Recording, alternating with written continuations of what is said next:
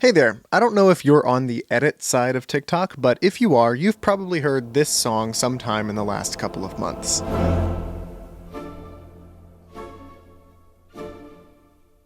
It's called Every Living Breathing Moment by Grant Stellar, and across all of the people who have posted it, it currently has over 500 million views on TikTok. But what not enough people know is that this song actually happens to be a movie score for a short film also called Every Living Breathing Moment, directed by a guy named Angelo Visser. Now, the short film and the song had both been out for a little while by the time they started blowing up, but a couple of months ago, edits to this song started appearing all over TikTok, with the most popular ones getting tens of millions of views. This had become a full-blown TikTok trend. Suddenly, hundreds of thousands of eyes were on this film, Every Living Breathing Moment, written and directed by Angelo Visser and scored by Grant Stellar. I wanted to know what it was like to have your art transformed into this giant trend, and thankfully I actually happen to have a connection to Angelo. The two of us overlapped for a couple of years at the All-American High School Film Festival, which is exactly what it sounds like, a high school film festival in New York City. So I decided to shoot my shot and reach out and see if these two would be interested in doing an interview about art, the internet, and everything in between. And they said yes, and that's what this is.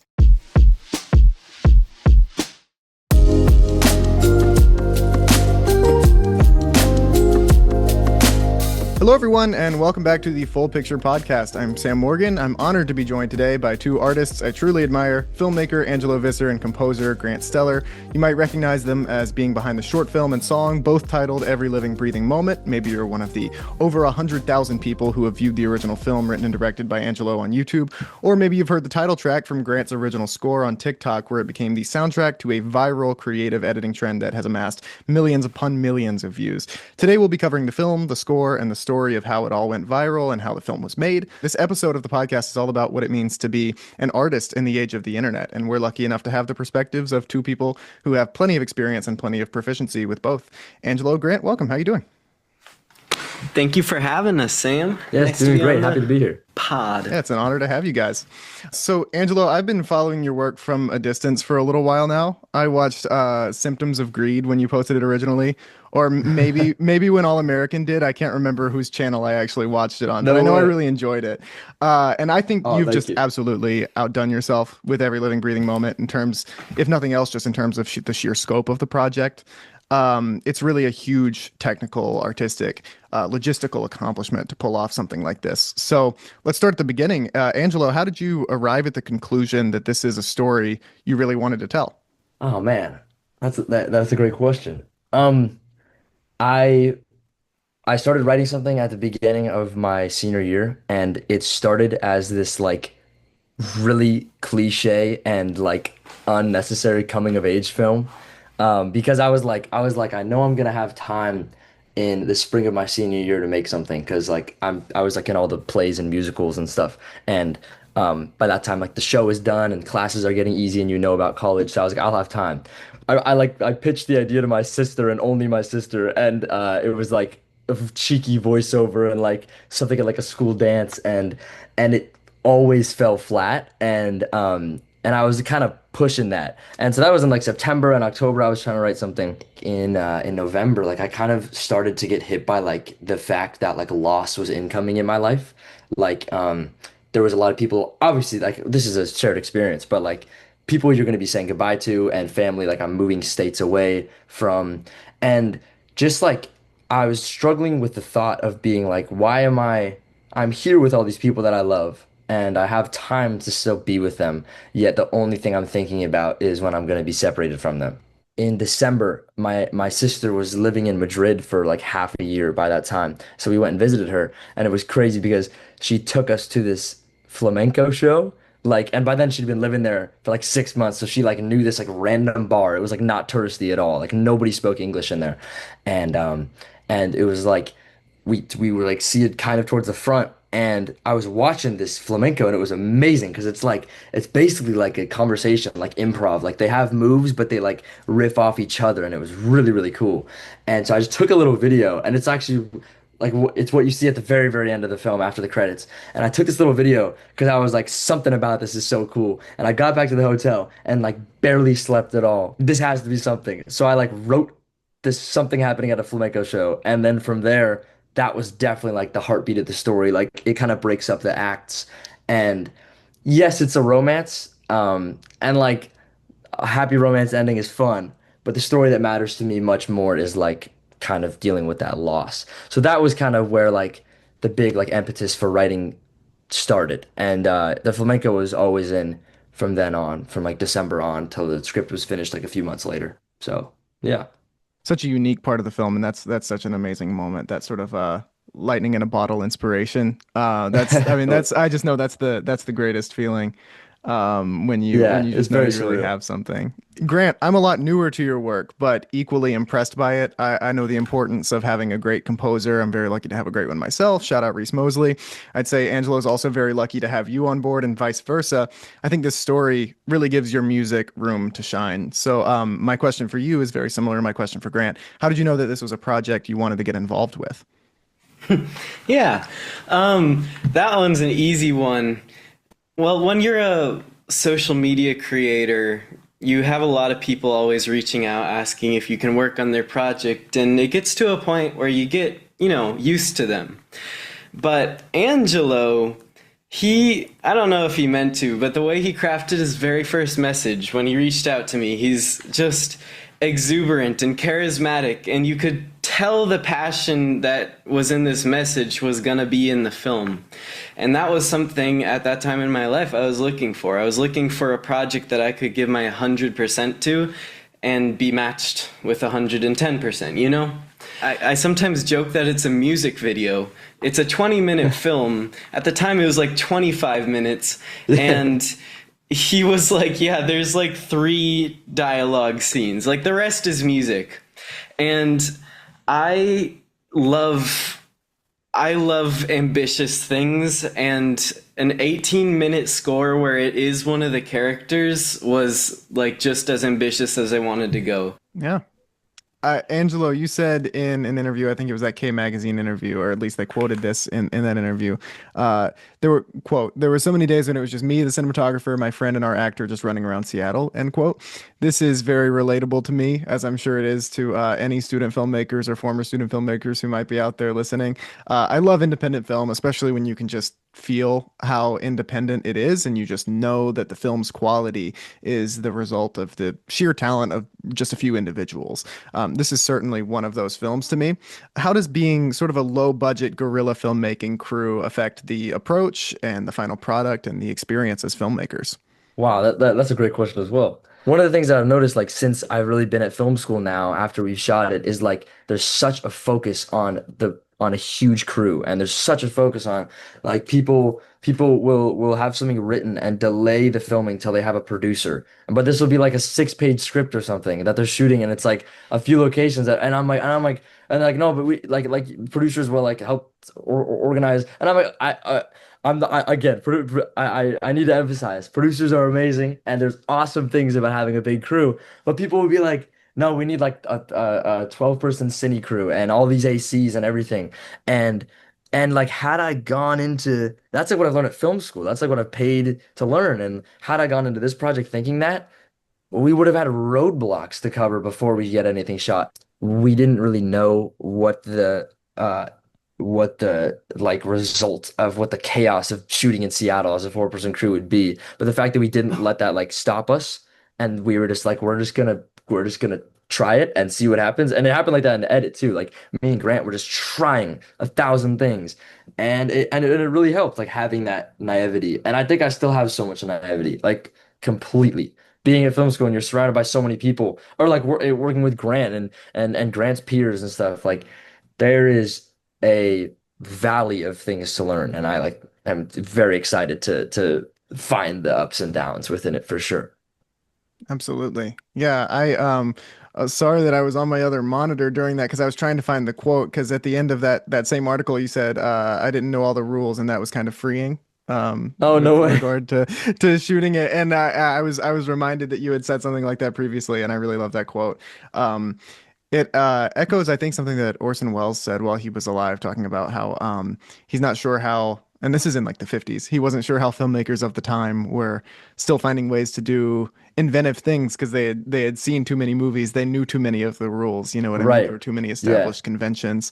Um, and so I think that some of the best work, yeah, I mean, that's Orson Welles, of course. I mean, some of the best work comes from like a place of not knowing what the rules are. And I think that this Yeah, is certainly one of those cases. So, Grant, yeah. on a similar note, I'd love to hear about your overall approach. So, take us back. Like the script is on your desk. You've been tasked with making a score to fit it. Where do you go from there to the finished product? We kind of took a month, I'd say, for all the preliminary, like, hey, come over to my apartment, let's toy around with things, let's talk about the film, visit me in Washington, all that fun stuff. Because I think it's really important to like understand exactly what the film is before you really score it. And that was, I mean, quite a lot of fun. And we found so much out about the film. It was like we had every single piece of footage. We had every piece we needed. We just had to assemble it in the right order. And once we had it assembled, it was just a process of doing the coolest thing possible, even if it was hard.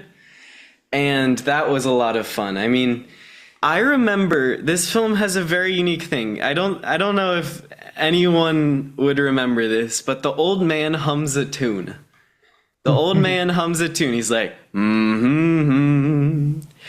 And Angelo and I are like watching it. This is crazy remembering this. And I'm like, Angelo, your actor chose the theme. And that is exactly what the old man hummed. It was, mm-hmm.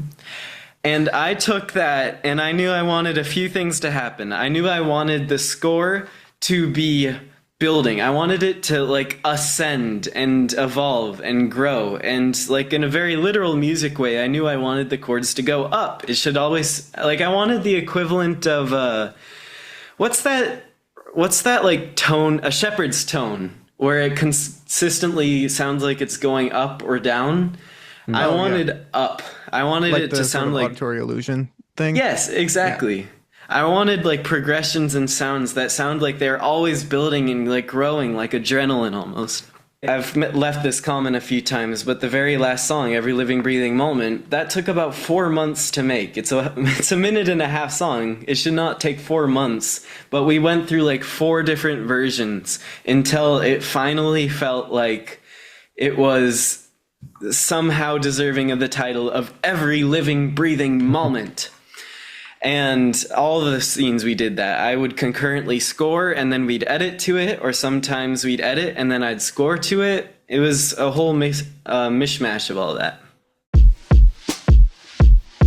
Hey everyone, Sam here. You know, from the podcast that you're listening to, I just wanted to tell you that if you like this podcast and you like this type of thing, you might also like my YouTube channel, Pictures Up Productions. It's a mix of my original films, behind-the-scenes content, and also video essays and media analysis type content. So go check it out, Pictures Up Productions on YouTube or at Pictures Up YT on YouTube, Instagram, and TikTok. Okay, back to the podcast. So, moving on to sort of the second half of our interview, this is sort of the internet half of it. The film has been very well received, on top of garnering over 100,000 views on YouTube from 63 countries, and it's been accepted into 11 film festivals and counting, placing as a finalist or award winner in 7 of those festivals that we know of so far. It's popular among the general sort of popular cinephile crowd, too. It has a strong average rating of 3.8 stars on Letterboxd, with all the most popular reviews being quite positive. The general consensus is that it's a story with some very familiar elements, executed with a unique blend of story and style that really makes it stand out. You guys have cited a few films as inspiration. The 2 I personally see the most are La La Land and Secret Life of Walter Mitty. A few people have described it as having an ethereal quality, which I think is a great way of putting it. That has to do with all of you guys' work, Elijah's cinematography, all of that. We talked about your filmmaking tactics as independent filmmakers and how they contribute to giving the film life. I think that there's a spontaneity and a heart to the film that really drives it home. It has personality. You know, it doesn't feel like anything that a huge corporation had a say in. It feels like it was made by real people. Do you guys think that that authenticity has played a major role in the response to the film? And why do you guys think people have responded to that authenticity so well? Do you want to start, Craig? You know what? Yes, I do. Because I think that means so much to us, because that is essentially our goal in a sentence, is like authentic simple things done beautiful. And we really set out to make that happen. I mean, I think something I'm very proud of is that the cinephile and average person both enjoyed it. Like, usually there's a bit of disconnect between the two. And Angelo, you pick up where I left off. Yeah, I just want to say too, like, thank you for those words too, Sam. Like, that's awesome that to like hear that. Like, I know what you mean, but to like, I don't know, it kind of hits you like that. That's really cool. Um, I think that kind of what you're saying, the result of the film was kind of also stemmed from like what I mentioned before about the kind of unknown about what we were doing because and you're right, like it wasn't ever um like seen through the eyes of like a like something corporate or something or any producer or anything. I certainly didn't expect it to have like this effect on people that they say the trend now is like they hear the song and they start living is what they say, and like all the edit that blew up the most is like, I don't want to survive, I want to live. And like obviously because the song has so much life to it and totally credited that, but the fact that like the film is kind of what is underlying the song is so cool and was like it means a lot. Like the film always meant that much to me, being that like the story is like actually stemmed from a very personal part of my life. But to see that effect on people was like so unexpected. So if that kind of answered your question, but Yeah, yeah, absolutely. Angelo, before the song went viral, you were getting thousands of views promoting the film on your TikTok. I know, though, that sometimes it's hard to distill big ideas and like entire films into short form content. This is something that Elijah and I have talked a lot about, actually. And posting on those platforms can just sort of feel like shouting into a crowd, hoping that like a tiny, tiny percentage of them hear you. I know yeah. firsthand that it's easy to get preoccupied with the numbers and to let that kind of thing affect how you feel about your work. There's just so much to that. So, how do you, as an artist, first and foremost, approach the need to engage with social media without going insane? Wow. That's a great question. I'd love to hear how Grant answers that as well. Um,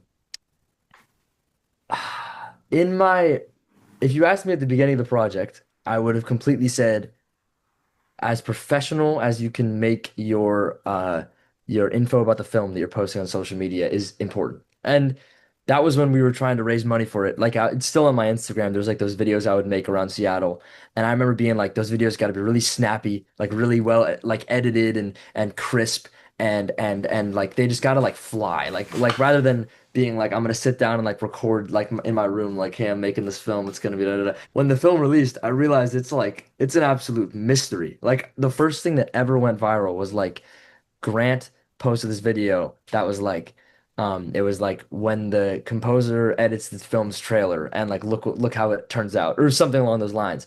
And it was like the day of the release, he posted it that morning and he like turned me his phone around because we did this like small premiere here at the school. And he was like, Angela, like people are loving this video.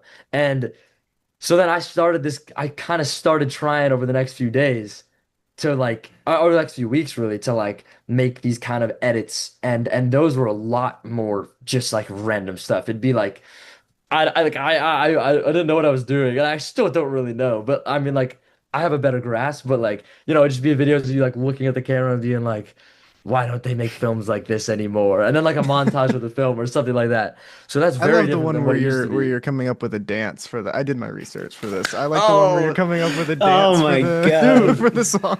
I thank you, cite that dude. constantly. Dude, thank you guys. I think that's the video that's gotten the least views. So the fact that you say that, like that might be my favorite too. Thank you. Um, yeah. So then, uh, it was kind of like me and Grant were like fishing. Like it kind of took a second. We were like, what's gonna work? Um, and like we kind of mentioned, like Grant and Elijah have these followings, so like it was able to have a response for sure. Like there's commenters on there that were within the first 1,000 views, and people were like, "How am I just only seeing this?" So people were kind of always seeing it. But I remember in July, I think it like just hit 10,000 views, and it'd been out since May.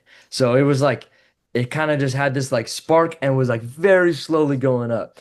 And I was like so content with that. I remember I was like on vacation with my family, and we all like when it like I remember like when I was refreshing and I was like in our hotel, and I was like, this is so cool.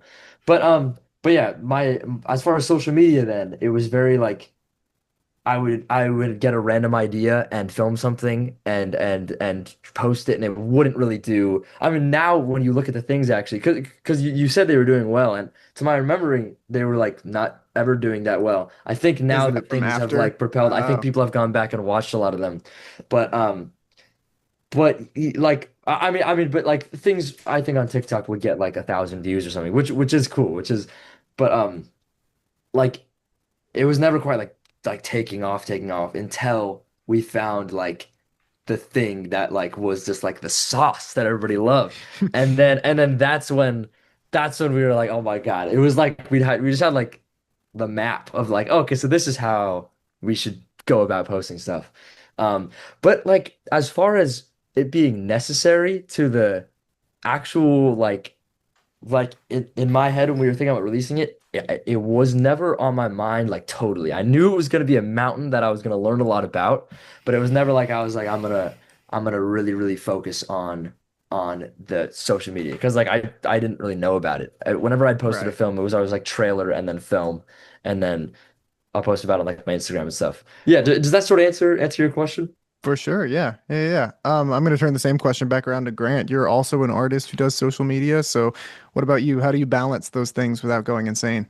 I always joke like the thing I can help people with is learning how to do social media and not feel annoying for it. Because it's possible and you wouldn't expect it. But the age of like Instagram is for influencers and shallow people is over. We are now on this tool that can be used however well you're willing to make it happen. And this part I am proud of. Like with every living, breathing moment, Angelo, he didn't think about the outcome very much. Like he was very much like, I'm gonna make the best product possible, and then we'll get to that. And I think that's part of why it was magical, because as I think the quote was when I showed Angelo the first ever trailer, and I'm like, Angelo, this has the sauce. So step one, make something with the sauce. It's got the Like sauce. you need the sauce, and it is shocking how like tactile of a thing the sauce is, because people will tell you, are we allowed to swear? People will tell you so much bullshit about social media. I don't think I've ever seen advice that is actually helpful on social media. Like if it's like post at this time of the day, get off TikTok after you post, don't engage with your own post, respond to 3 comments, all useless. Like I'm serious. Social And media I works. have followed it religiously at times and have Mm. eventually come to the same conclusion that it's completely useless advice. It's ridiculous. I don't understand how it still operates. I don't think enough people call him out on that. But here's how social media works, and it's one beautiful word. Angelo, what is it? Relevance. Relevance. I I've learned. He's learned. It is all relevance, and this is the best advice you will ever hear about social media. The reason things do well is relevance. Every single post you watch that is done well is the right amount of relevant to the right people. And the reason things don't do well, especially with artists, is because we are so in our own heads. We love talking about things through the lens of ourselves, and like, here's my life story in a film, here's my new type of filming thing, whatever. That's not relevant to other people. And it's relevant to your family who cares about you. It's relevant for your friends who care about you, but it is not relevant when you are in the coliseum of social media. Social media is an absolute hell and heavenscape. Like there's just so much to it that when you're working with it, you really have to like be savvy about it. I recommend when you're scrolling through TikTok, stop like only consuming them, but if you like something, figure out why you liked it. And I guarantee it'll always end up being something about like that was a relevant topic. Like they always use the word trends, like, oh, this is trending. No, trending just means something imbues its own relevancy upon itself, which is a crazy way to describe it. But that's basically what we decided to do for every living, breathing moment. I'm like, Angelo, It insists on itself. it insists upon itself. I'm like, Angelo, you made an amazing product, but people don't inherently care. We need to create a way to make the concept of every living, breathing moment itself relevant. And that's what led us down to this concept of making the score the relevant part. Almost like creating this like main actor promotion where the score is this sound that you hear and you know, and it makes you feel a certain way.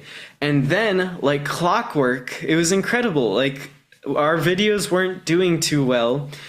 The song starts trending, and now we post about every living, breathing moment, and it does well because you scroll on to every living, breathing moment, and it is now relevant. And it is truly that simple. Yeah, Yeah, music is such a natural Trojan horse for that on the internet too. So easily shareable and so easily adaptable. Yeah, but yeah, films recognizable. aren't doing that intentionally. Like it really has been. Like the advent of score marketing, as far as I know, it's always been organic. Like people love taking that and holding on to that from a film. Like I don't know, like every popular film has this sub trend with the music, and it's like the emotion of the film in a quantified way. It's very cool. I think that is maybe a future advent. Yeah, yeah, Yeah, yeah. and Music I was marketing. gonna say too, Grant is like you're completely right on that too, because I remember like stressing the night before of being like, what am I gonna like actually post when the thing's out? Because like you reminded me, Grant, that like always my mentality was like promoting before the film is out. Because I was like, Grant, I was like, we need to get like the audience hyped. Because that's what I was always doing. I was always doing trailers and teasers and stuff. And then Grant was like, no, no, no, like it's good to promote it when it's accessible right then. So people can Mhm. see the whatever they like on TikTok and be like, okay, let me go invest time in this. So I was always like really, really focused on like the day of the release, what am I gonna post? And we posted this thing that's like it's like it's like 18-year-old director, 19-year-old composer, 20-year-old cinematographer. And I remember talking to Elijah about that too, and he was like, people have seen that come and go, and weirdly now this is or maybe not even weirdly, this is just becoming something that people are less interested in hearing about because so many people are making wonderful stuff at all of those ages. Yeah, I think you had a similar shift to kind of what I had, which is that it sounds like you shifted from marketing to sort of like a pre-established existing audience to sort of an outreach approach. Right. You know what I mean? Because I would do the same thing where I would build hype before, and that was the majority of my marketing. Um, Yeah. but for anybody who just happens to see that trailer and the film's not out yet, they're like, "Oh, bummer," and then they forget about Yeah. it, and then Yep. it's kind of Well, yeah, it's because yeah, over. 'cause that's what it feels like to make an actual movie. I feel like I was always like, no, it needs like a trailer, and then by the time it's out, people would be like, oh, let me go watch that movie that I saw. But when you're at the scale that we're at, it's like you need any any attention you can get on it is like so valuable. So Yeah, you're dealing meaning with short having it attention ready is spans. important. Yeah. Yeah. I kept telling you that, Angelo, right? It was like we're throwing everything at the wall. Like you are fighting for your life. Do not be precious with your Yeah. ideas. Don't Yeah. be Yeah. Yeah. precious with your scenes. Like, like there is a certain level of like maintain a mystique, but we are fighting for our life to get a single view. Like stop holding back, stop being precious, because I think if you truly made something that makes people's lives better, it's like a good thing to market the shit out of it, right? Right. Right. Right. Yeah. Yeah. I remember I never wanted to post like our favorite scene, like the apartment dance is like me, Elijah, and Grant's like favorite scene, and I was like. Why would I just throw that for people to scroll past? And it makes total sense now to like put what best represents the film up. But Hmm. yeah, Yeah. on the topic of social media and all that, it's impossible to avoid the topic. Let's talk about this TikTok trend that's been happening. So this title track of the score, Every Living Breathing Moment, like I said earlier, this track has had remarkable success as a TikTok audio. Quick search on TikTok, you'll find edit upon edit, each with hundreds of thousands or millions of views. There are currently 500 million views under the sound on the platform. It's been used in promo materials by PBS, HBO Max, Lionsgate, and weirdly enough, U.S. Senator Cory Booker. I love that one just being on the list. So take me back in time here. You post the short film, you post the soundtrack or the score, excuse me. What happens next? How quickly did this all happen? You said that it was a couple of months before things started really taking off, at least, right? Yep, I just looked the other day and I saw the first day it was released, it had 1 stream. And I have no clue who found it. It wasn't me, it wasn't Angelo, because it released probably in the middle of the night, but 1 stream. And it did not get much better after that. I mean, some people enjoyed it, and of course it like existed, it could be listened to. But the film and the soundtrack were rather stagnant because it's very hard to magically find things that are, everyone loves the concept of an indie gem, but it's really hard to find them. So it was about a month and a half into release. I was so proud of the film, but we had just lost the sort of momentum and excitement.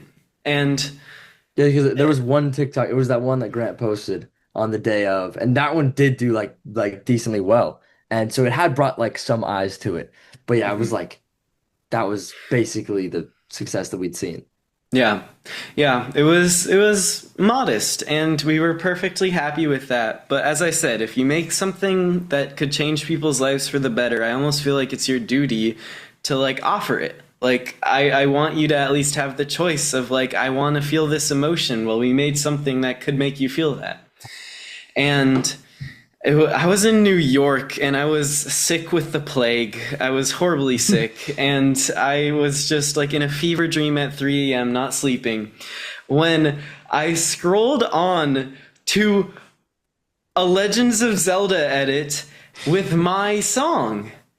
And that was like, if I could point it to a singular moment where I like snapped, it was that. I'm like, oh my God, wait, this has the sauce, and someone went out of their way to find it. What I saw was a viral edit. Like, it was doing really well. It was at like 40,000 likes. And I look in the comments, what is this song? What is this track? What is this feeling? And oh my gosh, I just realized, I think I wrote like a little manifesto right there in my journal. I'm like, I made something with the sauce, and it is my goal to get this out in the world.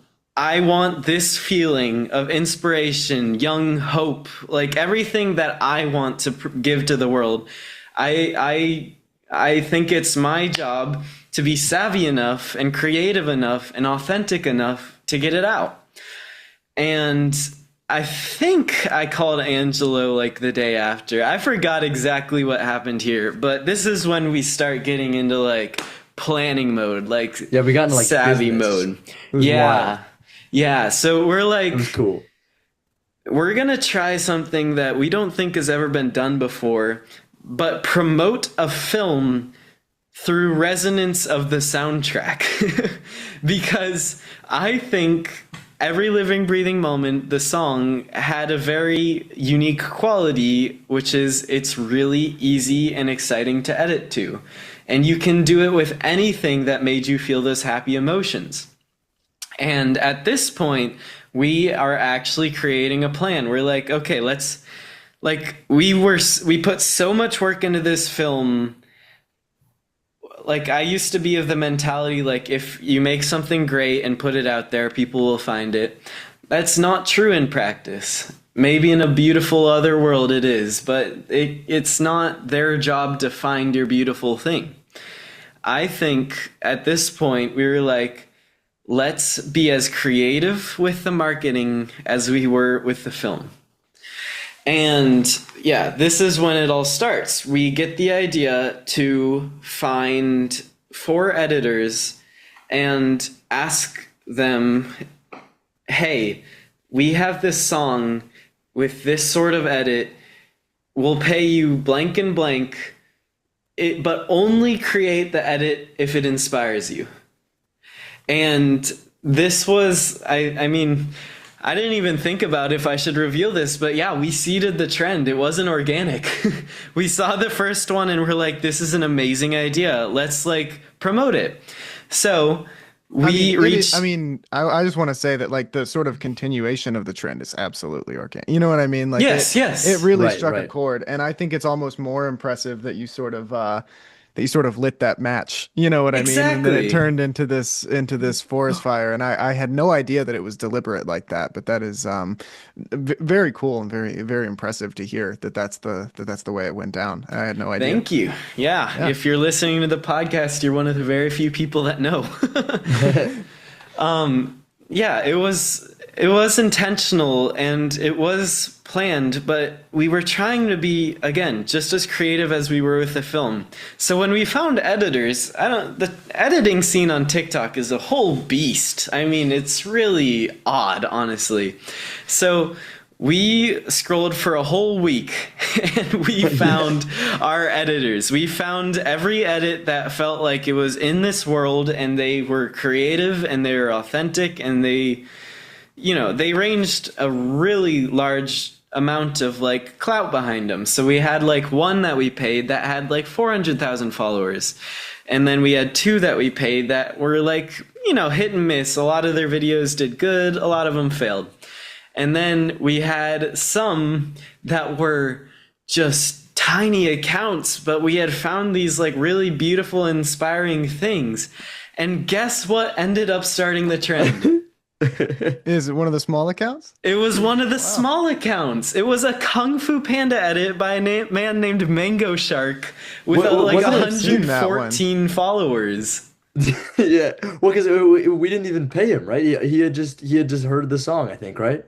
Yeah, that was like the resonance of after the first one. But Yeah, yeah. I would really say, like, there was a Lego Movie one that did really well, but it was Mango Shark 14 that absolutely found the right chord. He like connected it somehow with how he felt during Kung Fu Panda, and it was incredible to watch. was It got amazing. like 5 million views, and I'm like, Angelo, if this is what we think it is, right now we're about to see the start of a trend.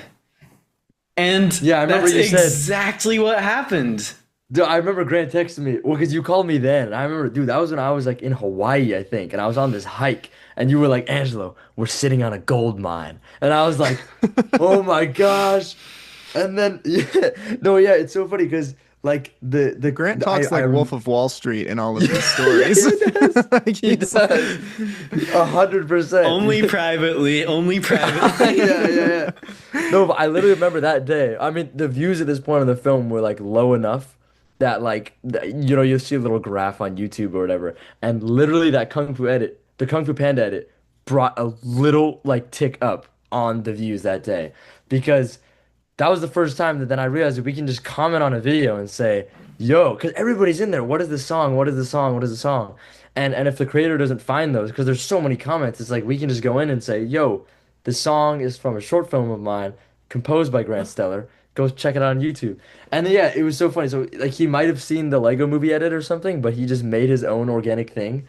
And I think it's like probably one of the most viral videos of the entire trend. Like still, it like did Yeah, well, it so started it. It I saw it. absolutely Yeah, started it. I'm pretty Yeah, it sure was that's the- one of the ones I watched. It was the beginning of the. Yeah, it was crazy. Yeah. I mean, it's crazy because since we scheduled this interview, I'll just like I would take a break from writing these questions and get on Reels. And some of the TikToks from months ago were finally making it to Reels. And I would start seeing some of the edits just whenever I opened my phone. I was on set with a friend this past weekend, and we're making a film for Production Basics, and he didn't end up doing it, but he was considering using the song because it's educational purposes and you can just kind of use whatever. Cool. And so he was like, "Do you know that song from TikTok, Every Live?" I was like, Well, I do. I've got something kind of crazy to tell you, actually. But what I love most about this whole story is that the song wasn't just a trending audio. The basis of the entire trend was creativity and human emotion. I saw edits of specific films like Kung Fu Panda, edits made up of all animated films or all Pixar films. I saw political edits. I saw people posting their original work, but they all kind of have this common theme of celebrating what makes us human. How did it feel for you guys to see something that you made blossom into an opportunity for so many other creative people to make something? Best possible scenario. Like, it could not have been better. Like, honestly, the fact that it represents so many of those ultra human things, so many of the messages of the film, I can't believe it turned out this way. And it is like, yeah, best possible scenario. How cool is it that so many people have had their lives made more optimistic and better just from a song? Yeah, I completely agree. I think the first time I was hit with that kind of like revelation was there was one that was about like AI art and how it's not going to overtake human made art. And it was interesting because up until then we'd seen like only film edits and it had like text on it. And I remember being like checking if it even had our audio in it. And then I was like 30 seconds into watching it and I was like, "Oh my God, wait." And then I just knowing like everybody's gonna be in the comments like this is so powerful, da da da da. And it's so cool. Like some people didn't even notice the song then probably because that was like day one or two of it. Like really, I think that was like within the day or two of the Kung Fu Panda edit thing, and I was like, it's almost kind of seeing the echo that's about to happen. Like that was so surreal. Um, TikTok editors work so quickly. yes, They do. They do. And seriously, something I found out, they're all young. And I really, mean, Yeah. yeah, they are. They're like young. yeah, it makes I sense. think Yeah, filmmakers like it's like their step into filmmaking almost is because so many artists appreciate so much art, and you usually start as a fan then become a creator, and that's how they're a fan, is they just create edits to these songs to make other people. I call it like it's like a mini like memory of the feeling you got when you watched the film. mm. Hmm. Yeah, what's cool is that there's like a similarity in most of them. I mean, now it's like it's expanded like even past film edits and stuff too. Yeah. But there was always like a very quick sequence that they would put right when the music, right before it swells at the end, and it would be like like all the shots of the film, and that was crazy to even see to like because obviously by then we were watching the trends so closely, and to like see that happen and be like, okay, so somebody does something, people love it, they're gonna do the same. But then in like a Tiger Woods edit or something, that's like all of a sudden about golf. But it's like that was cool because it was about like all of his championships he's won, and they like timed it to every single beat, and then it had this like thing, and I was like, that was so surreal. And then It yeah, just like became now, human moments. Like human moments was yes, the like defining way of the trend, which again, best possible scenario. I think it's super interesting what you said too about how certain like conventions in the edits themselves started to come out. I think that kind of thing is so fascinating to watch on TikTok and other platforms. How just how sort of like discursive it is and how people sort of build upon themselves or build Yeah. upon each other and how those creative communities work. I mean, I think yeah, for all the criticisms of social media, I mean, what a cool way that it promotes this creativity and that everybody gets to kind of be a part of one thing. I think it's just that's something that's so completely unique to social media, yeah. and that y'all's film and song and this whole trend really symbolize that very well, or what am I trying to say? Sort of typify that, you know? Hmm. I think, yeah, people were looking for optimism. Like, I think that is like very distinguishing factors of the 2024, 2025 is people are looking for hope and they're looking for the core human values because you see so many things that represent the opposite of it, like AI or even the worst parts of social media. So I think when people like turn that on its head and like, let's use social media, we're spreading hope, we're spreading positivity, we're spreading like appreciation for art. I think that's the coolest possible choice you can do. And yeah, the fact it built upon itself so naturally was really cool to see too. Like the trend has taken like five different sub trends at this point. No, Yeah. yeah, and it's cool too because I remember like I not knowing what to quite do when it was really happening, so I would just comment on every video. And I remember thinking I was like, this is good. People are gonna be irritated when they see my comment on every single video because it's gonna seem very manufactured. Um, but like like there were days when there would be I would just like it was like part of like the daily routine. I would like sit down and like just find all the edits and watch them and like say something about them. And then people started commenting on my comments, being like, "We see you doing all this work. Keep doing it. It's awesome." And I remember being like, because I was just expecting people to be like, "All right, bro is commenting on everything," and then I would just like move past it because it's just gonna be like a few people saying that versus like the things it could do for the film. But people loved it, and they were like, because it's entirely like art. It's like we're exchanging art for art. Like it's like I'm saying thank you for using this, like giving proper credit to Grant, and then saying also there's this other thing that if you like this, and Grant's always said this too, like if you like this edit that you saw that might be 40 to 90 seconds long, go watch this film that has eight more songs that are derived of the same melody and everything. And then the people that find that are like down this whole other like rabbit hole. But I think yeah, like it's so funny to still see the comments. It's like Kung Fu Panda edit brought me here. I think that that's like the most that people ever commented on the specific edit that brought them there. I'm like, it's so good. I'm dying to know since you guys have seen presumably dozens, if not hundreds of these edits. Do you guys have a favorite? Oh, I realized what question you were asking as you said it. I'm like, oh my God. Oh no. Yes, yes, absolutely. Okay. So the trend went through a bunch of different sub-trends, but the most like recent one was like it hit mainstream trends, I guess, where like a lot of just like popular influencers, I guess, were using it for maybe wedding videos or inspiring videos. But there was one that stood out so much, and I think Angelo, you'll realize which one I'm talking about. It was the first time I've ever cried to my own song. And it was the story of this guy who got like cancer like three times, and then he beat it every single time, and he like lost his leg, and I don't know, you saw him at the lowest, and the way he put it together was so beautiful, and it matched so perfectly with the song. I actually felt my own song for the first time in forever. You know, you create art, you get noseblind to it. It's like, okay, that's out there. It's making people feel, but, you know, I've heard it 200,000 times. Who knows what it makes me feel? And that one was just incredible because the dude was like one of the most strong, impressive people I've ever seen. Like someone that would genuinely be a role model.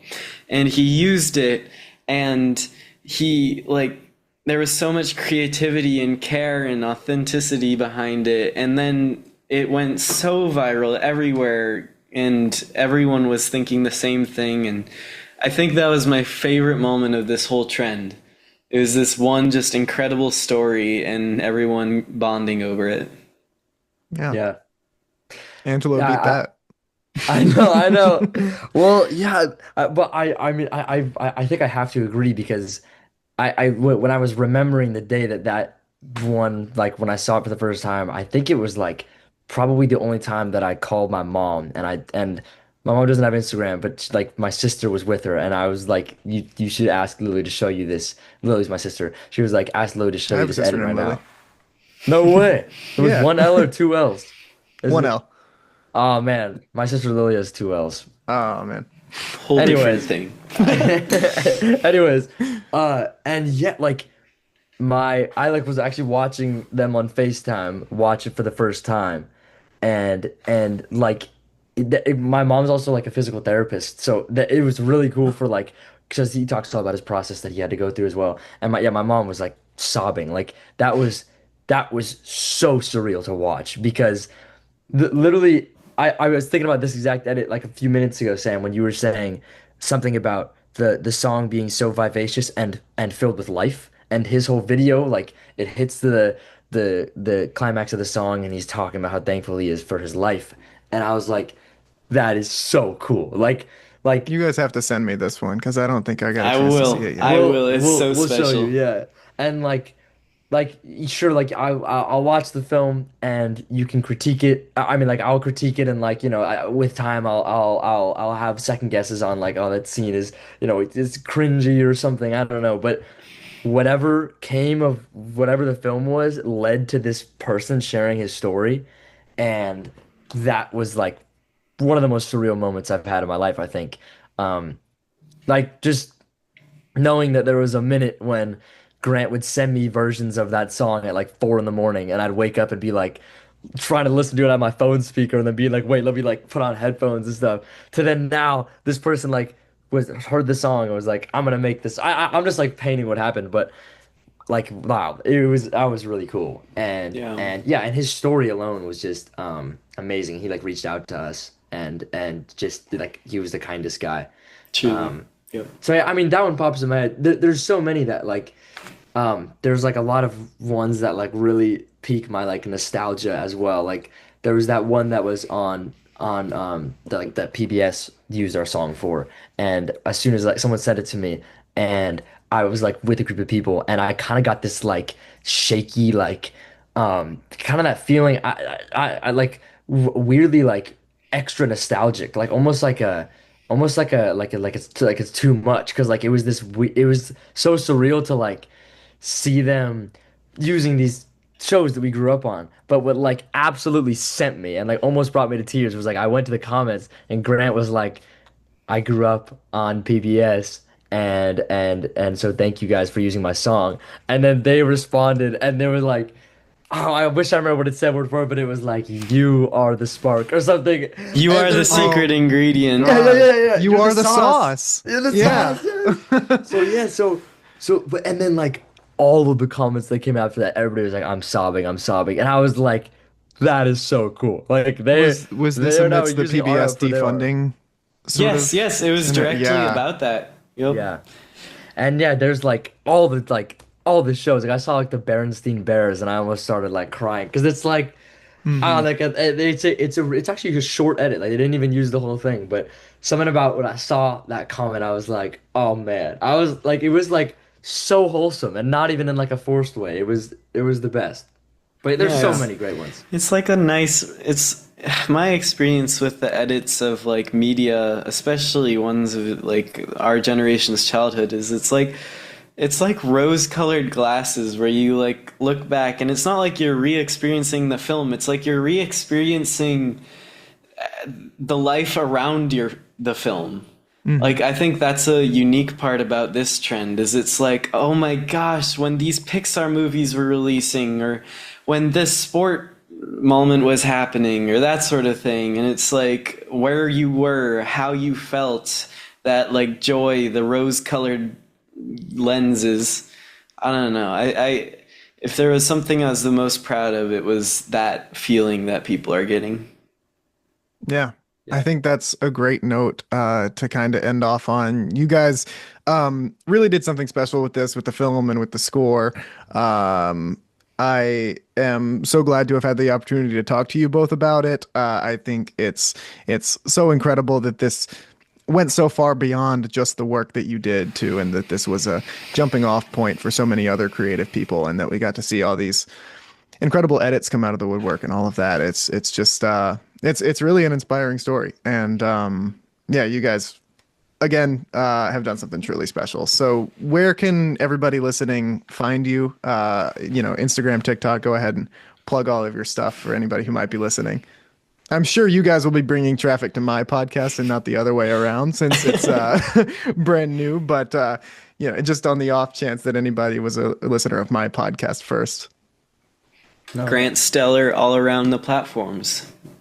Perfect. And I'm Angelo Visser on all the platforms. On Instagram, one extra R though, because Angelo Visser was taken. So Angelo Visser with an extra R. But yeah. And Sam, thank you so much. These are amazing questions. Angelo told seriously. me, he's like, Sam's gonna ask some really good ones. And I'm like, okay, but yeah, these are awesome. Thank you. Yeah, seriously. Yeah, of course. I'm Thank you glad so I had much. the chance. Yeah, thank you Yeah, we guys. really appreciate it. Thank you so much for joining me for my second episode of the Full Picture podcast. I'm still getting used to the format and everything, so bear with me, but it's been a lot of fun figuring it out, and I'm so glad to have you guys along for the ride. I will see you in the next episode, and until then, I'm Sam Morgan, reminding you to always get the full picture.